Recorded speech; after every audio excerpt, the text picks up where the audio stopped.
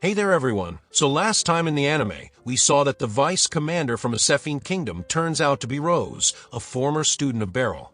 And her getting so close to Beryl was making Alicia jealous, so she takes the conversation to the main point. Both commander and vice commander came here to observe the security measures and the town layout, because the royal family of Sephine were coming here to visit, and after a few days. The first to arrive was Prince Glenn, so Princess Salacia planned an outing to show him around town, and Alicia had made the whole area a secure fort for their passage. But when both Prince and Princess stopped at a restaurant, assassins tried to carry out their attack. The target was Prince Glenn, but everyone foiled their plan. They caught a few attackers, but they chewed poison and died. So now, they got no way to find out who was behind this, but Katoga seems to have recognized an attacker who fled from him.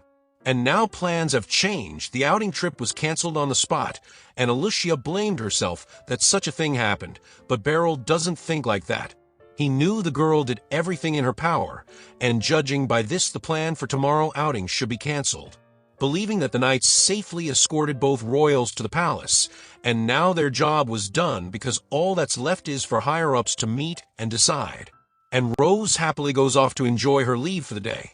Then Beryl got back home only to meet Lucy, who was here to meet him. She heard about today, and came to discuss a few things. In today's guard duty, mages weren't there, but they were working behind the scenes. Mui got the hint it's classified info, and left. Anyways, Lucy started with Sephine Kingdom, which is a religious kingdom, and they see magic as a blessing of God. So non-believers, such as their magic corp, would leave a bad impression, so they didn't join as guards officially. More so the attackers are from Sephine Kingdom itself. This info came from Ibery, the priest of Sephine. He relayed there's a power struggle in Sephine between royals and the Pope, which caused this assassination attempt. Beryl doesn't know the political stuff, so Lucy explains that authority-wise the Pope has more authority. But in politics, which usually runs the kingdom through parliament system, and vice versa, has more power compared to the Pope's authority, so the Pope's faction were trying to obtain power. But Beryl recalls royals do have another prince beside Glenn, and that's where the problem is. Glenn's brother Prince Fenks is a blind devotee of the church, which must be why those assassins also committed suicide. Beryl had faced the same blind believer once, so things are dicey. That's why Beryl thought tomorrow's trip will most definitely be cancelled. And that's when Mui got back. She thought she got back early, but Lucy was leaving too. And away from there, Rose meets Alicia when she was looking for Katoga. He was in a meeting to discuss if they should cancel the plan of Prince Glenn's outing at the agriculture area. So Rose picked up and asked Alicia to tell her about the geography of the town and agriculture area for security purposes. Alicia saw no harm and fills her in. But as she was about to leave, Rose and Alicia started exchanging their past about when they were trained by Beryl.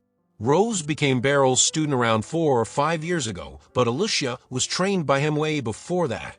Rose wished to know the younger Beryl, and Alicia told him how she was trained under him and all that.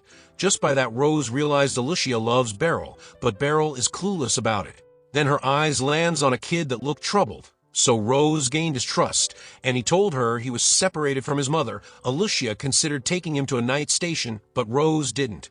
She got that the kid wasn't separated from his mother for too long, because he's not exhausted nor has he cried. So the kid told him his name is Ritter, and what his mother was wearing.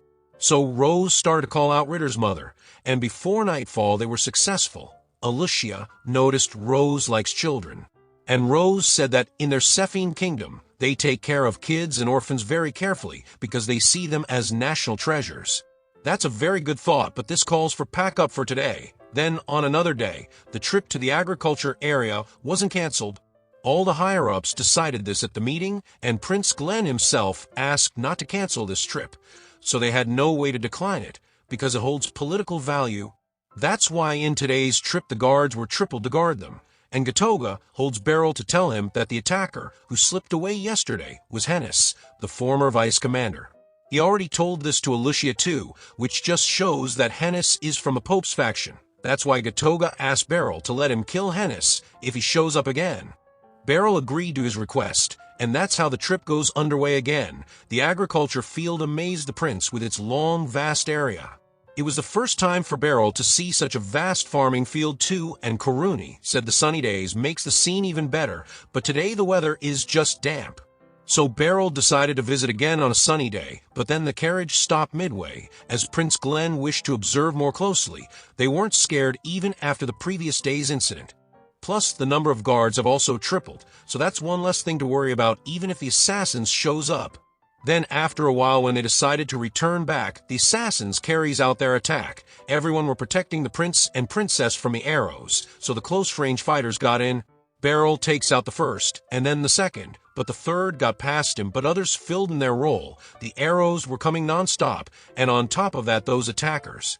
The attackers, too, were dying by their own comrades' arrows, yet they were charging in without a fear of death. That just shows devotion is just one of the strongest weapons in the world. Then Beryl told Gatoga to move ahead and kill the archers first, and meanwhile Beryl was killing everyone non-stop, yet they were coming non-stop. Their own guards were tripled, yet they were outnumbered, so Beryl told Alicia to have the prince and princess leave. That will make their job easier, as Beryl decided to hold them back here to the best of his ability, and Alicia goes by that plan. After that, Beryl goes on ahead killing everyone he could, but in the forest, he met Rose and got ready to fight her.